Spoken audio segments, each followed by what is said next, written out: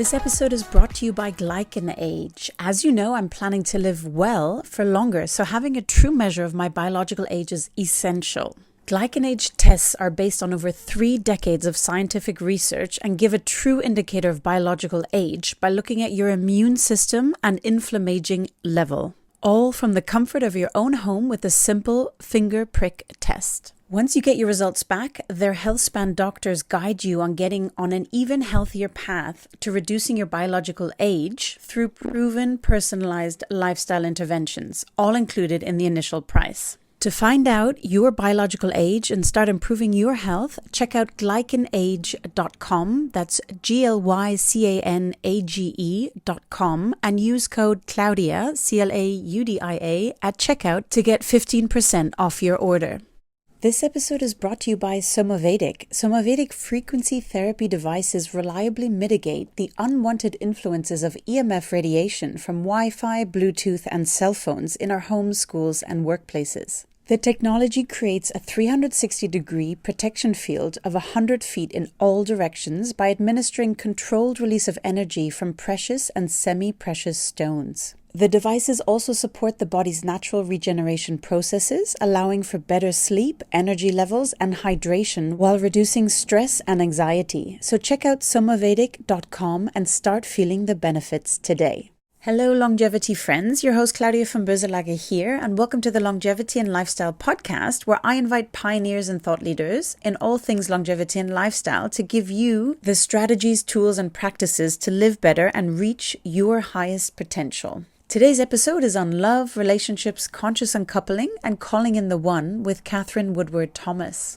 Katherine is an award-winning marriage and family psychotherapist and New York Times bestselling author of Conscious Uncoupling, 5 Steps to Living Happily Ever After, and Calling in the One, 7 Weeks to Attracting the Love of Your Life. Katherine's concept of conscious uncoupling shot to stardom a few years ago when Gwyneth Paltrow and Chris Martin announced their split. Over the past 2 decades, Katherine has taught hundreds of thousands of people from all corners of the globe to create conscious, loving relationships and to realize the higher potentials all their connections hold for health and happiness. In this episode, we dig into love, relationships, and the importance of accountability, self-awareness, what Katherine calls accountability circles, why relationships fail, calling in the one, and much more. Also, dear listeners, I'm hosting a free webinar with Q&A on conscious uncoupling from relationships that don't serve us on Monday, March 21st at 8 a.m. Pacific, 11 a.m. Eastern, 4 p.m. GMT. If you'd like to join, email hello@longevity-and-lifestyle.com for the details.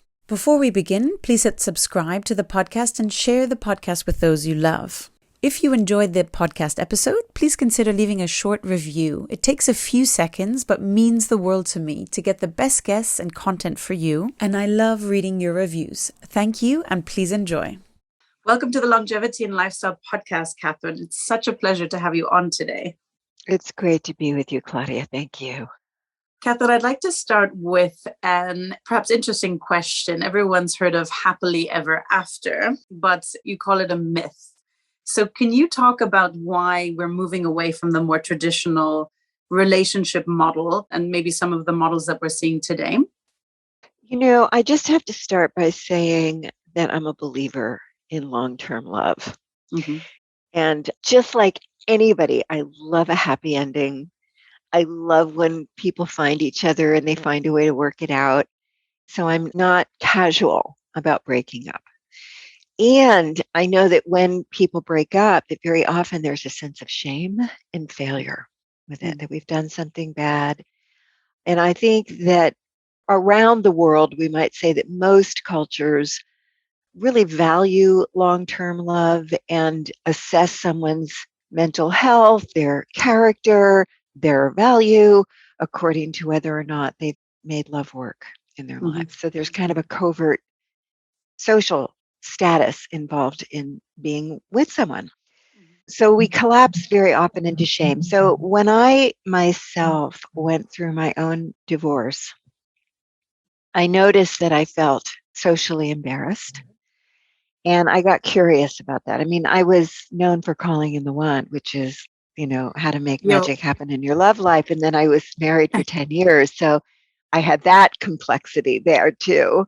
Uh-huh. Right. And I knew also, though, that my own embarrassment or humiliation was not just about my particular circumstances. We could also talk about, because people are ever curious about that. But I think it's universal that many of us feel like that at the end of love. So I got kind of curious and I asked myself the question, Katherine, what standard are you holding yourself accountable to?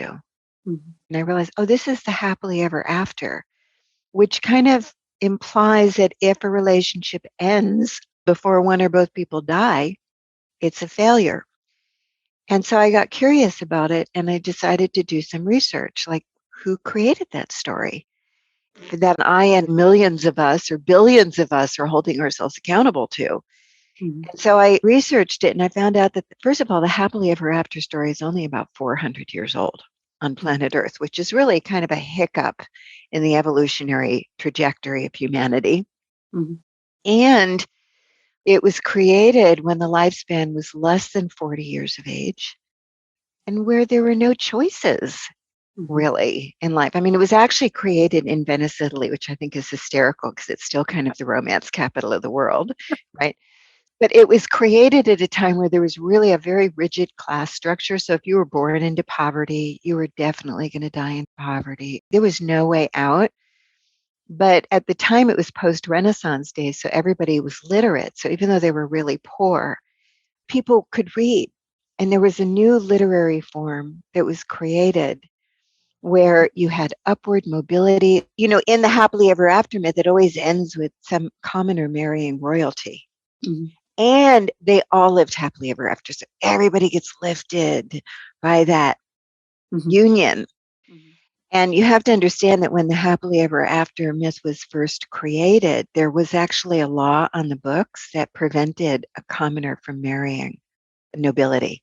So this was really escapist fantasy. This is Shonda Rhimes 400 years ago in Venice, Italy. Love Everybody's that. just like we're all drinking it up. They were drinking it up then too. But, you know, it got refined and it caught on like wildfire around the world. But suddenly now it's the standard Mm-hmm. of one's value, of Mm-hmm. one's, you know, mental health. So I think that the reality is, look, I'm all for, as I said, long-term love and working things out. But the reality is that if you look at it statistically, most of us are slated to have 2 to 3 significant relationships in our lifetime, which I think is probably an underestimate. I certainly know people who've had more than 3 significant relationships, Good for but them. yeah, but that implies 1 to 2 significant breakups as well. Mm-hmm. And inside of our just collapsing into embarrassment and the assumption of failure, I don't think we've ever really learned how to end our relationships well. Plus, our biology has not caught up with our culture. So we still have the biology of someone from 1,000 years ago, where if you wandered away from your tribe, you were ostracized or you were cast out, you were probably going to die. Mm-hmm. Like people couldn't actually survive without each other. We still feel the same way when we break up with someone. Mm-hmm. It's also so ingrained, right? The habits and things as well. So it's, yeah, the societal thing. And I think it even begins in childhood with the Disney movies, right? Happily ever after, that we carry over into these beliefs into adulthood. Yeah. Very much so. Very much so. So I'm a firm believer in, you know, stepping back from our own assumptions and asking ourselves, whose standards am I holding myself accountable to? And do I adhere to the same value system? Because part of what's happening is we're holding ourselves to standards which we're not quite actually aligned with. And that's what happened to me. I mean, I loved my husband. I respected him. I still do. I call him my husband because That's a really nice term. he's such a lovely person. But, you know, I made mistakes in that relationship and I didn't really build the relationship. And one of the mistakes that I made that some people might identify with, because this is the conscious uncoupling process, is looking at your side of things and where Yeah. you needed to grow and what you can, you know, do differently next time. But one of the things that I recognized is that I kind of just assumed that once you had the right person, that the relationship would almost naturally occur. Mm-hmm. That once you had a marriage license, that that was the connection or that was the relationship. It's not. It's just the invitation to form the relationship. Mm-hmm. And that relationships take a lot of energy and attention. And part of the discipline of love is to continually bring ourselves back to that person and choose to love that person and choose to find where they are, choose to share yourself in a way that they can find their way into your world. And I didn't do that well. I wrote my first book, Calling in the One, when we got together. And then I got completely enamored and in love with working with all the people who were coming to me. And I had thousands of students, and we were just having such a great time. But I didn't really scoop Mark into that world. And after years of doing that, you drift apart. Yep. So I learned my lesson from that. And I do my best to make an amends to him and to our daughter by always being very honorable with him. Mm-hmm. He's got a great relationship now, too. And we send each other Christmas gifts. And all while our daughter was growing up, we shared holidays and all sorts of things because I'm a firm believer in transitioning to what I call a happy even after family. Especially with children, I think. But I think also because you invest so much in a relationship. Well, it depends, I guess, how it ends. But if you're able to find a positive way of ending it, and I'd love to depict a little bit more on this to get the tools and strategies to share, and just from a personal level, I've done Conscious Uncoupling, your program as well. It's Thank still in the you. divorce process. There are challenges with it as well. So I'd love to, from a personal perspective, also get more information. But you Yeah, talked ask about, me anything. Everybody would love it if we just did little tips for you because, these things are universal, that we're all yeah, going through this. It's very hard to separate. yeah, Our brains especially are kind of hardwired to bond. So here's an example of that. If somebody's leaving you and they're rejecting you, the logical thing would be that your brain would start to calm down the connection between you. So, in other words, it would start to turn towards other things, or it'd start to fill your life with new curiosities, the energy to go form new relationships. It's not what happens at all. So, the mm, brain is so hardwired to stay connected that what happens is that when someone's rejecting you, the brain starts to up level all the hormones that you had when you first fell in love so that you love that person even more because the brain wants you to run after that person and get them to change their mind and get them to stay. mm, Right. So it's like nature has really hardwired us to bond. But, so it's the evolutionary trajectory where our biology just hasn't quite caught up to our culture and where we are right now. We're not only living longer, but then back in the 60s and 70s, we invented these hormonal treatments, right? So now you have longevity of lovemaking. yeah, You're making love in your 90s, and we have that expectation now. yeah. I work with people in their 70s, their 80s. They say, "Oh, I want a lover and I want to have Good for this them. great sensual experience." Uh-huh. Why not? I mean, look, I'm all for Why living not? to 50. I have a biological age of 28. I'm trying to get it down to 20. So here's to longevity of everything, which I think is great. And I think maybe even just to take a step back and look at, why do so many relationships, and for lack of a better word, fail or come apart? What are some of the key drivers that you see? Does it start from childhood belief systems that aren't repaired, previous, let's call it baggage from other relationships that aren't cleared? What are some of the main culprits, if you will, that you typically see so that people could potentially address it in their current relationship if they're in one that might be struggling? The first 3 steps of conscious uncoupling, and there's 5 total, are all internal work. And I do think that relationships are where all of the unhealed parts of ourselves will come up. And they don't necessarily occur as unhealed parts of us. They occur more like projections, like we know what the other person's thinking, or it looks like blame. You're doing this to me. Again, it's very common to say, "Oh, I married my father," right? "I married my father," or "I married my mother. I married my narcissistic mother."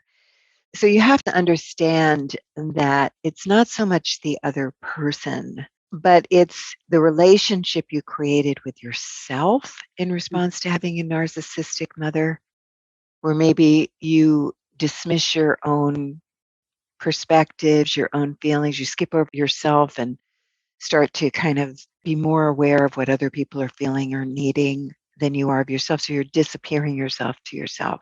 That's the internal relationship you have with you, inside of the way it got set up in your childhood. But then you go into relationship and you start to do what you've always done, which is put your first attention on the other person. So I don't know if that's because the other person was narcissistic right from the get-go and you just barely noticed because that was so normal for you, is to put your full attention on the other person and not have any needs yourself in the relationship. Or if you just they were on the fence and you kind of trained them to be narcissistic. But the patient on the operating table is me in that situation. Because if I make it about the other person, I'm just going to go and do it again. So I have to actually graduate from the dynamic. So conscious uncoupling is about becoming more aware of yourself as the source of the dynamic, even though it occurs like it's the other person's fault. And oh, by the way, the other person might have done horrible things. I say, even if it's 97% the other person, you want to be responsible for your 3%, because that's where your transformation will happen. We take the energy off the other person and we help you to look at yourself in a way that's going to graduate you from that dynamic so that you can trust yourself moving forward, that you're never going to repeat those patterns again. Would you also recommend for people, let's say, struggling in a relationship, but not at a stage of thinking about uncoupling as such? Is this also a process that they could look at? Because I think that inner work, that self-assessment is such a critical standpoint for any relationship, right? But would you encourage the process also for those, not at the uncoupling stage, but just in a difficult relationship? I really appreciate that question, because conscious uncoupling, first of all, I think when Gwyneth and Chris popped it into the lexicon, everybody thought this is something two people do together. It's not. I mean, sometimes people do it together, and that's great when they do. Very often they do it at different paces and in different ways, and they're not actually together when they're doing it. But usually the person going through it is the person who's interested in making sure this never happens again, or the person who cares about the kids and wants to do this well, or just somebody who's oriented towards, growth and development and is aware that this has something to do with me and I need to look at this. And or the person who's just, kind of crushed and needing to get out of a lot of heart pain because they can't stop obsessing or whatever. So conscious uncoupling is really for the individual. A lot of people have recoupled because they do the conscious uncoupling process, right? Because of what you're talking about. And a lot of people have said to me, oh my gosh, I wish I had done this when I was still in the relationship. It would have saved the relationship. So yes, the answer is yes. And a lot of people do it. I mean, you have to translate it because the book is written for people who have made the decision for the most part. So you have to recognize that, I'm going to be wording things for that person. But the actual process, particularly those first 3 steps where you're doing that internal process of becoming more conscious of your part of things. It so looks like life is just happening to us and we're a little blind about how it's happening through us. But once you see that clearly and you shift it, things can change quite rapidly and quite dramatically in a relationship. Maybe just for those listening, you can just talk about the exact 5 steps, what they are. So the first 3 you said are done individually, but what do they exactly entail? Is it just really diving deep into that 3%, as you called it? Could you just walk through for my audience, please? Yes, thank you. Well, the first step, find emotional freedom, has to do with that place in a breakup where we are anything but free, where our heart is just, in our stomach, where we feel devastated or where we feel enraged or where we feel collapsed into depression and can barely eat or sleep.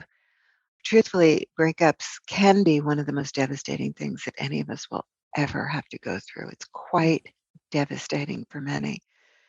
And it's actually the reason I was motivated to write the book and create this whole process.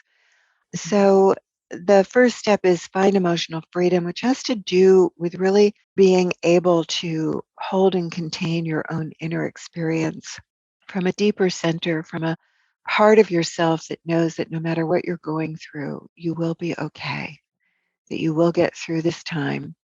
And then that can actually take what you're experiencing, all these negative emotions that are kind of larger than life, even overwhelm. I'm going to name that. People are very overwhelmed by all of the many things that suddenly are collapsing and needing tending to and needing to be recreated and or negotiated at a time when you're completely ill-equipped to do any of that.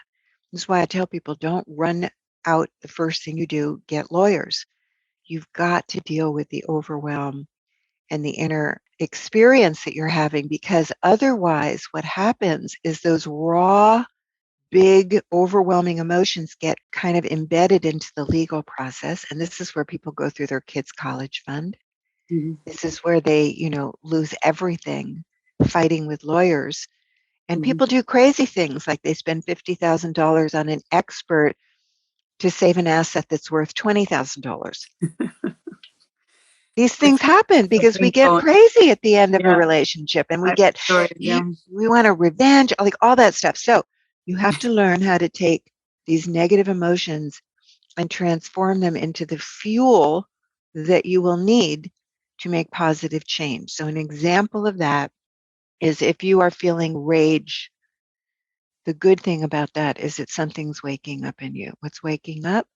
My right to have relationships where I am respected, where someone tells the truth all the time. I can trust that someone is always going to tell me the truth. That is my right, or my right to have feelings in this relationship too.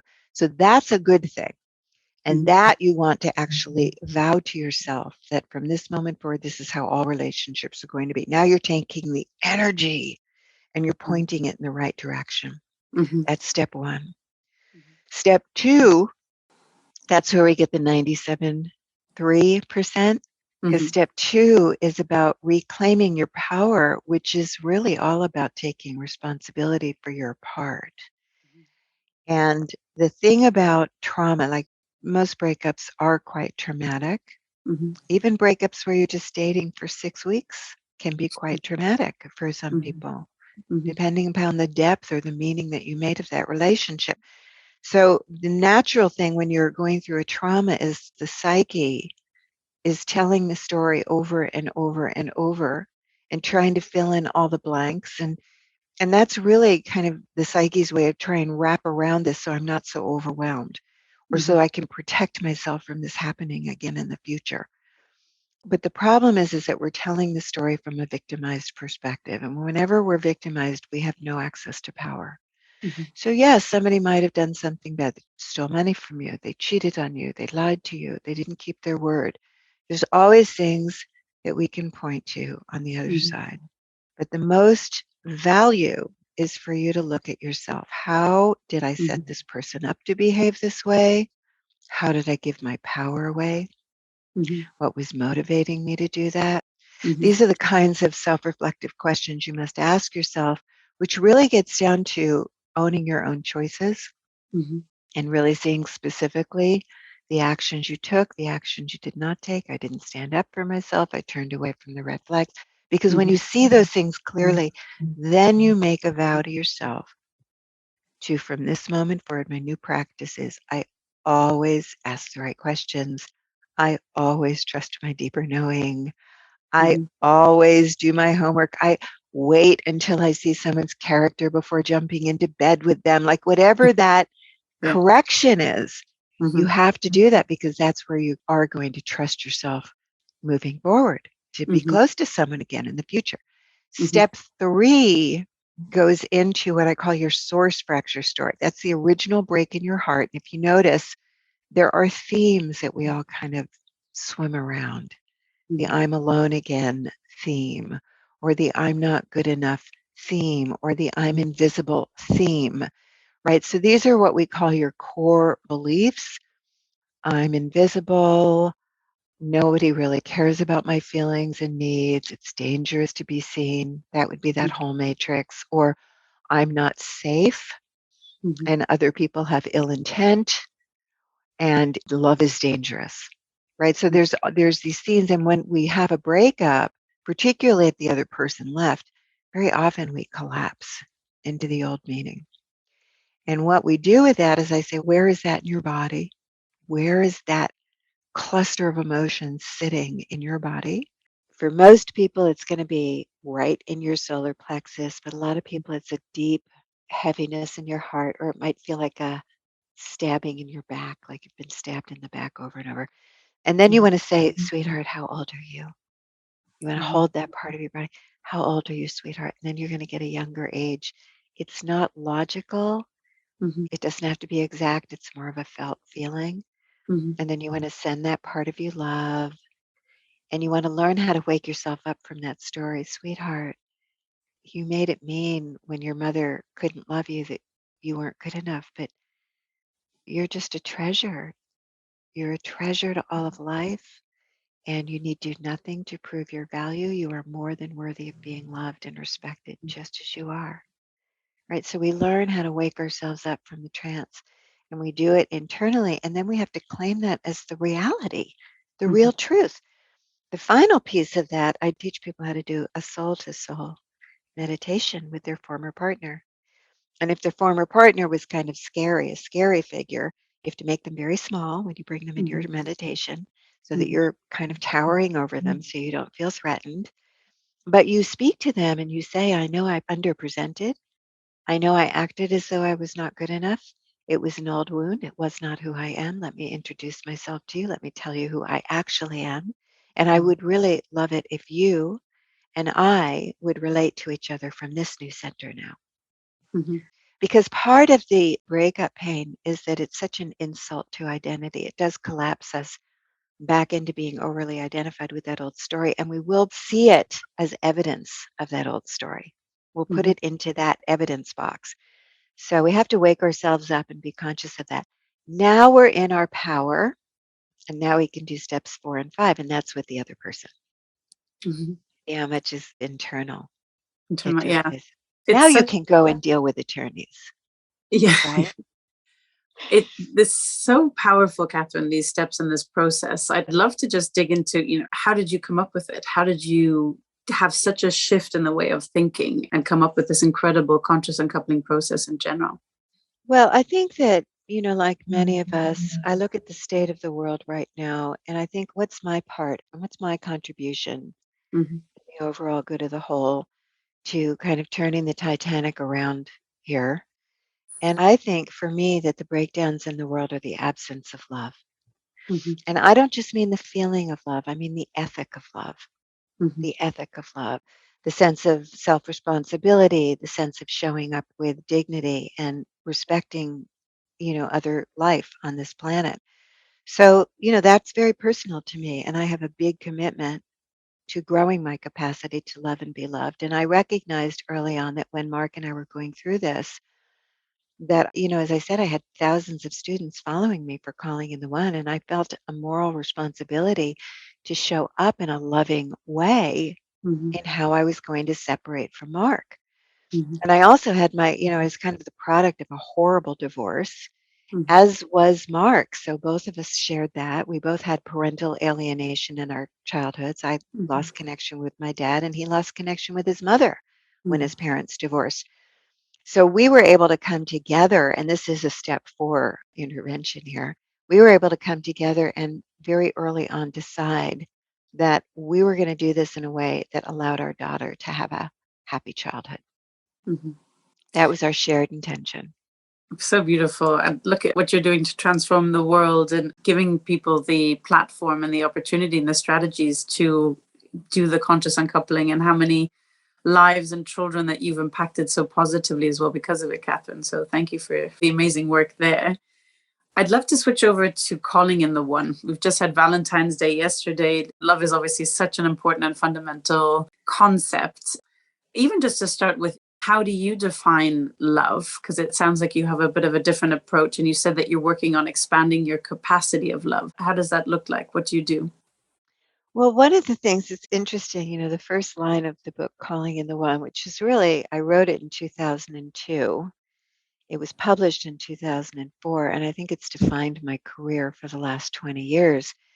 And I say that one reason that many of us do not have the love that we long for is because we've not yet become the people we would need to be in order to manifest and sustain those Mhm. relationships.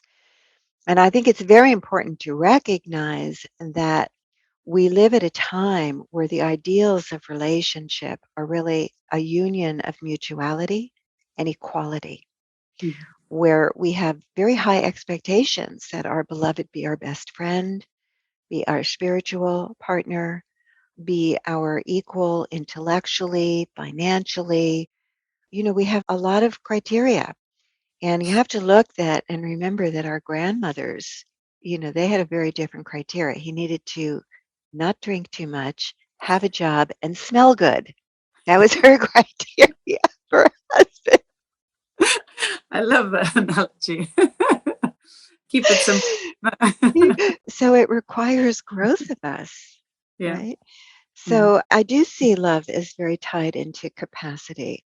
And I Mhm. like to say, love, if you're looking at love as a feeling or love as a spiritual path, that's one thing. You can sit on your meditation cushion and, open your heart to love and love Mhm. God. But relationships, they're not unconditional. Mhm. We have it, love is unconditional, but relationships are not unconditional because relationships require trust. Mhm. And trust, the building of trust or the repairing of trust when it's broken, requires capacity. So we actually have some growth to do. So Mhm. I'm a psychotherapist who's very focused on the future and Mhm. the possible self of the future, which is where Calling in the One starts. It's for people with crazy toxic patterns, Mhm. love avoidant, love anxious, push pull, in out, lots of trauma, getting involved with inappropriate unavailable people, not being chosen, being alone for years, like all of those patterns, because that's my history. That's where I came from. And just declaring, really, just from the strength of your soul, that you're going to have happy, healthy love. Mhm. That's who you are, is that future. And you Mhm. start leaning into and trying on with your imagination, who would I be in that Mhm. future fulfilled? What does it feel like, sound like, taste like, smell like? Who am I? How am I relating to myself inside of that experience? How Mhm. am I relating to others? How am I relating to life? Mhm. And for example, I'm not settling for less, Mhm. right? I'm holding out. I'm holding the high watch. I have high expectations. I know that good things are coming to me so I don't get entangled with, dramas that I know are going to be dramas going in. Mhm. So I'm making different choices based on the future that I'm standing for. And so if I'm measuring myself against that future, as opposed to defining myself from the past, right? If I define myself from the past as though I never had boundaries or I don't like myself because my parents, blah, blah, blah, blah, blah, Mhm. you start to lean into who am I in the future and you start defining yourself according to that future. You go, oh, well, I'm a person who has good boundaries in that future. I better learn how to have boundaries. Or I'm a Mhm. person who, is able to negotiate for my needs. Oh gosh, I don't even know what I need. I don't know the difference between healthy needs and unhealthy needs. I better figure that one out. So it Mhm. begins to initiate this process of development. And Mhm. in particular, if you set an intention like I did at the beginning of Calling in the One, I said, I'm going to be engaged by my 42nd birthday, which was 8 months out, and I had no prospects for a husband. But I had the good fortune of having a friend. I shared that with her, and she said to me something wonderful. It really changed my whole trajectory. She said, Catherine, I'm going to hold that intention with and for you if you give me permission to hold you accountable for being the woman you would need to be in order for Mhm. that to happen, right? So she started Wow. this whole thing, Powerful. actually. And so I started leaning in. That became what I was up to. It wasn't so much about running to find love, running out there to make something happen. It was really about getting very, very honest with myself Mhm. and the ways that I was actually covertly working against myself, Mhm. the parts of me that were very ambivalent about love, that did not trust myself because I would give power away to other people. So, all of those things, and you have to see that clearly. And then rather than go back into the why am I this way, which is Mhm. very, interesting question, but doesn't really change Disempowering much. though. Right.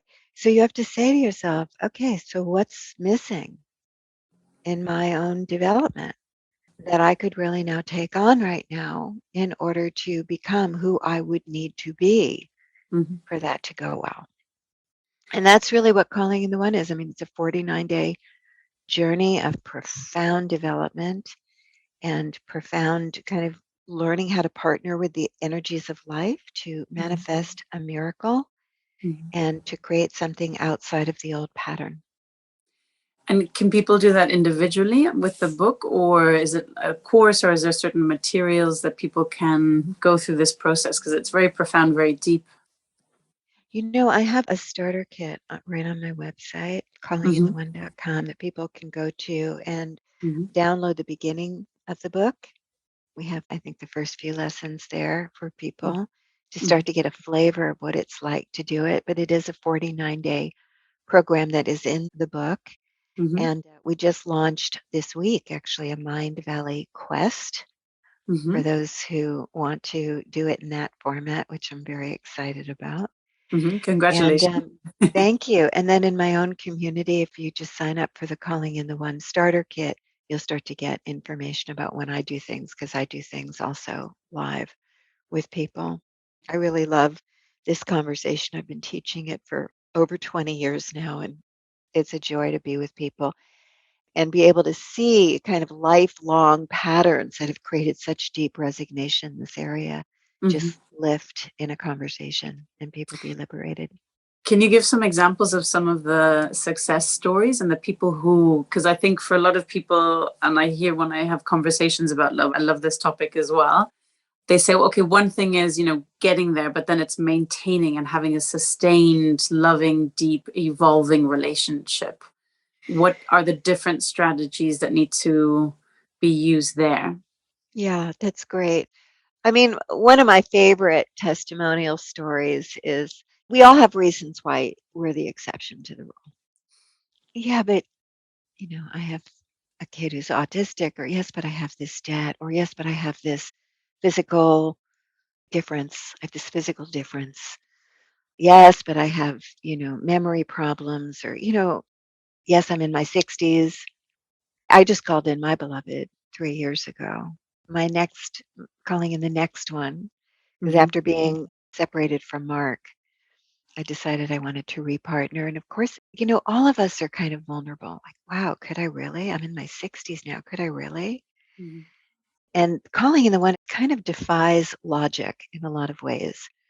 It really goes into that magic miracle zone place about the power that we have to cause things that are unpredictable and even unreasonable. So I always encourage people to take an unreasonable stand. Mm-hmm. It's unreasonable when an athlete says, I'm going to win a gold medal at the Olympics. It's that, but that begins to quicken something in us. And if you can learn how to just start to, follow the gumdrops to that future and start to live into that future as though it's real. And of course, is it real? Does the athlete know whether she's going to win that gold medal? No, but she gives it everything she has, right? That's Mm-hmm. what we're looking at. So I manifest another miracle when I was in my 60s. And of course, I love telling people that because I get questions all the time. I'm in my 60s, I'm in my 70s. Is it possible? But one of my favorite stories is a woman, Shelley, who was physically, she had some limitations. She was born with very, very severe arthritis, and her arthritis prevented her from being able to lift her arms. She couldn't lift her arms. Her legs were different sizes. She Mm-hmm. walked with a limp. Her body was different. She was Mm-hmm. very, very petite. And she had the courage to set an unreasonable tension for love. And she just started living into that future. And really, within a year or two, she met her man and married him. And her big thing was that she could live independently. And she had a wonderful career as a social worker, but she lived independently. But her mom would have to come over and brush her hair every day because she couldn't lift her arms to brush her hair.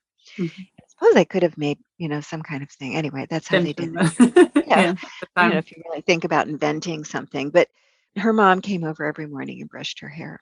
And she used to say she loves it when her husband brushes her hair in the morning. Because we all have our reasons why it's not for us. What does love take to sustain for the long haul? It is definitely a journey. And I've been doing a lot of work in the community in this last year, actually leaning into the habits of healthy love. And in particular, a lot of us are very savvy with attachment wounds. We understand attachment wounds. Mhm. And we have the explanation of, again, why I am the way that I am. Mhm. But we don't really have access to creating something else outside of it. I think that's another myth.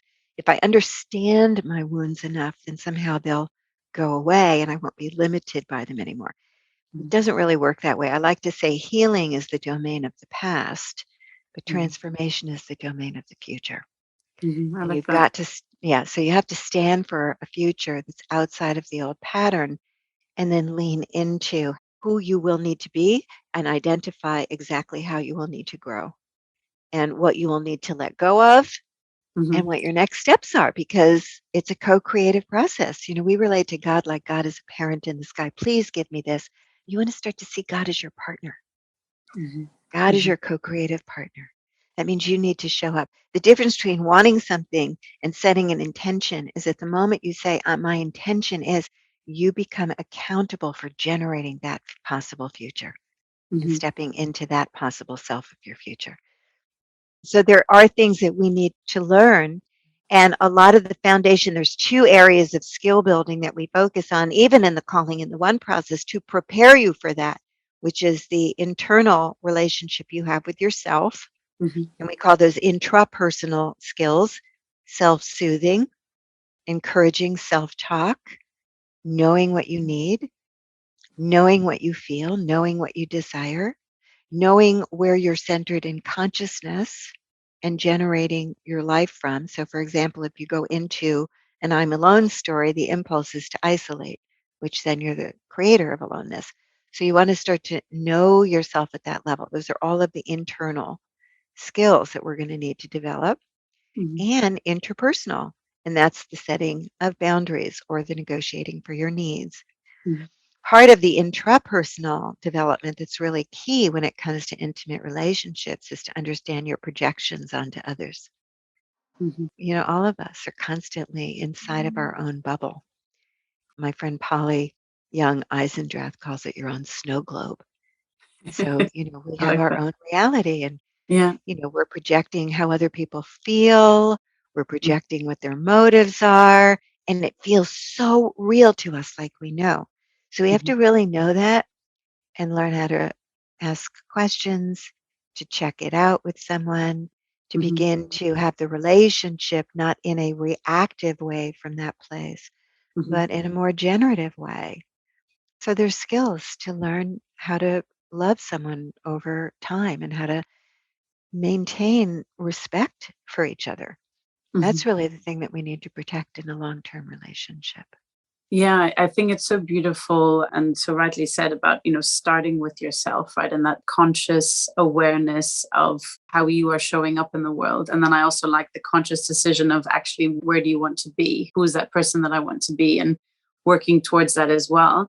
I mean, your friend sounds incredible that she offered to hold you accountable like that. I think for people, it's obviously very personal and you have to be open to getting, constructive criticism potentially. But is that something you recommend for people to be more communicative and ask for feedback more often as to how they're showing up? Oh, I love that. That's a great question. I did a little research on this. I'm a big fan of intention circles and being in Mhm. community when you're up to really creating big change in your life. There was a study done at Princeton. They were called the PAIR studies. Princeton is in the United States. It's one of Mhm. the top universities. And it's controversial because they were studying metaphysical principle. And this is back in, I think, the 80s. But what they found was they were doing something with a random numbers machine.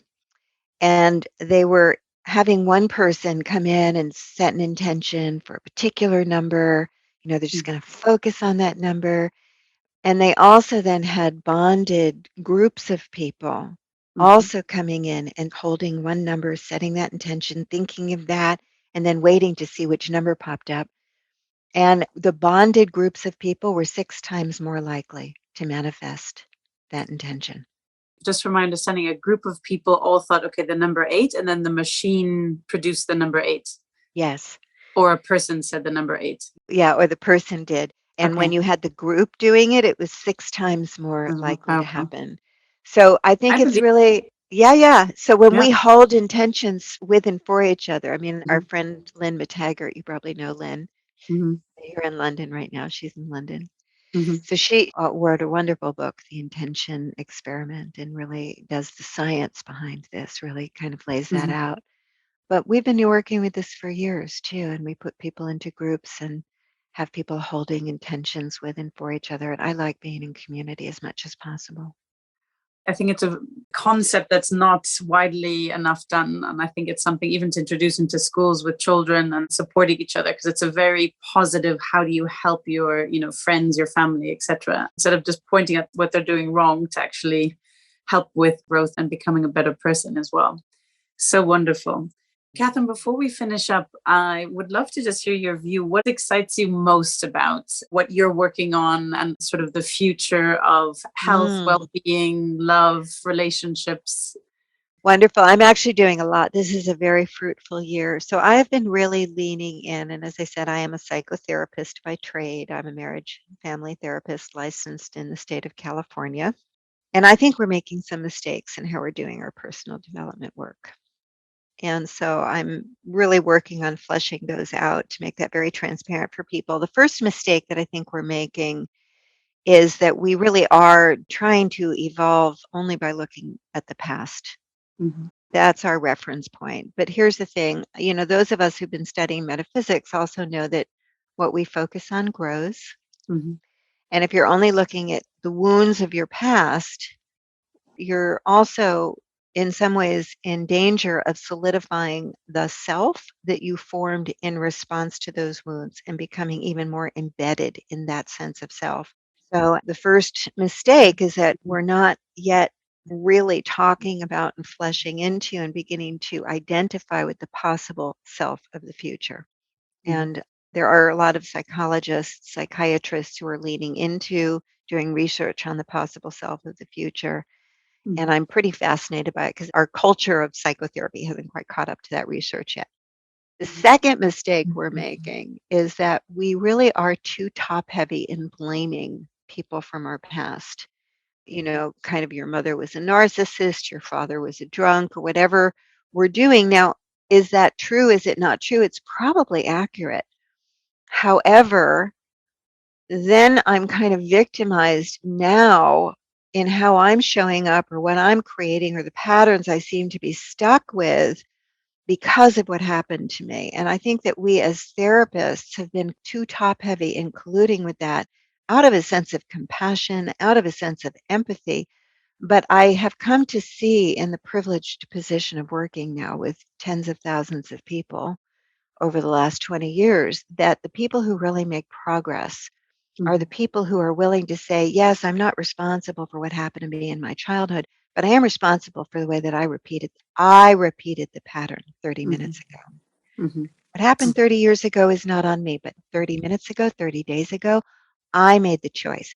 I had one woman stand up once at a conference I was leading, and she said, look, I just can't stand up for myself. My father used to hit us when we spoke up for ourselves, and I can't do that now.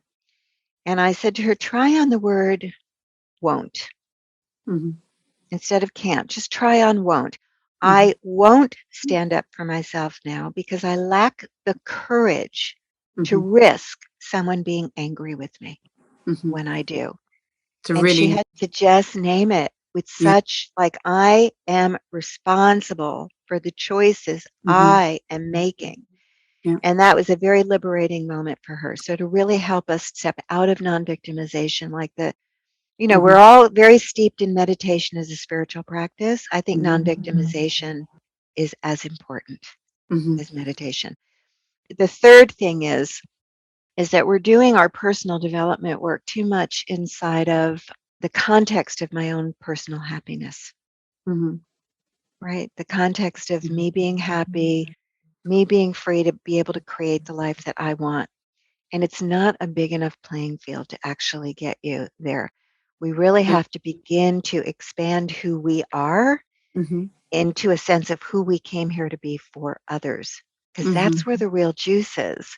I like And all, this. all of us are really coded to Mm-hmm. make a contribution. So we have to begin to repurpose our pain Mm-hmm. to recognize it as wisdom and compassion that we now have to offer others. We're all inside of this. Abraham Maslow had that hierarchy of needs, Yeah. and self-actualization is the highest level. So you have like security and social, and you Yeah. kind of go up in self-actualization. Do you know that before he died, he added another tier? Yes, I heard about this recently from Dr. Mark Atkinson. I don't know if you know him. Yeah. Mm-hmm. I Wait, don't, but please, I'd please like share to with my know. audience. Yeah, this, which I Self think is brilliant. Yeah. self-transcendence.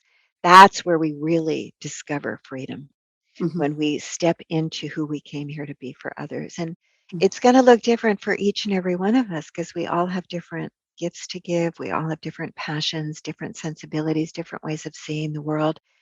I'm not about, somebody who talks to 100,000 people is somehow more gifted than someone who talks to 10 people. I Mm-hmm. don't think it's about that. I think it's about just finding who we are and what gifts we came here to give and contribute. So that's what I'm really up to. And I have a new Wow. program that I created that we're just launching now, called Leaders of Love, Mm-hmm. which is living from the possible self of that future fulfilled. Who are you for the world? And what are you committed to creating for yourself and for the planet? And Mm-hmm. that's what we're taking on as a community. And we've got intention circles in that. We've got, people really lifting each other up and growing and developing in that way. That's so beautiful, Katherine. I really, really adore that. And I think that with mindset and that victim mentality, and you mentioned Mind Valley. So one thing that Vishen also said as well, and I think for people to realize that, forgiveness is such a powerful tool, because you're freeing up, not just you're forgiving the other person, but that negative charge that you hold within you. And A, it's a generous act, right, to forgive somebody else, but B, the benefit is really within you as well, and to refocus and repurpose. And then, you were talking about understanding that what has happened, you can use as your message for the world, right? So it's Joseph Campbell's Hero's Journey, I'm sure you're very familiar with as well. And, Yes. how do you give back? And I really like that concept of thinking more than just about yourself, right? How can you do something for the greater good? And then I think you get to a completely different level of purpose and motivation, and you stop focusing on the little details, poor me, and I didn't do this, but actually, how can I serve, for the greater good? So really incredible work you're doing, Katherine, and such an honor and pleasure to have you on today.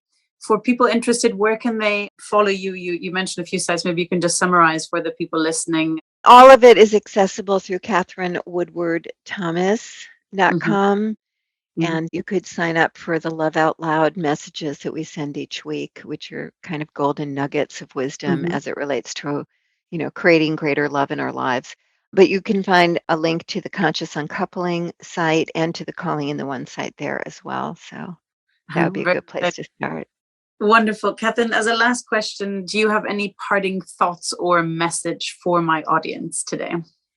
Well, your audience is an audience that's all about health and healing and living into that bright future. So I just invite all of you to really begin to try on the possible self of your future wherever you are. If you were drawn to this podcast because you are needing to heal something or you're recovering from something, just start to try on the self of your future as someone who is healed, as someone who is already giving your gifts to the world, who's already repurposed your pain and made it into a planetary offering, and start to feel into what that feels like to be living that future. It's not when we don't vision like we're looking at something outside of it. You're on the inside of it. What does it smell like? What does it taste like? What does it feel like? Who am I here? What will I need to give up in order to become this version of myself? What will I need to begin to grow and develop? And what's my next step? Such wise words. Amazing, Katherine. Thank you so much for your time today. And huge congratulations on this incredible work you're doing to transform the world and make it a much happier and loving place. So thank you so much. Lots of love.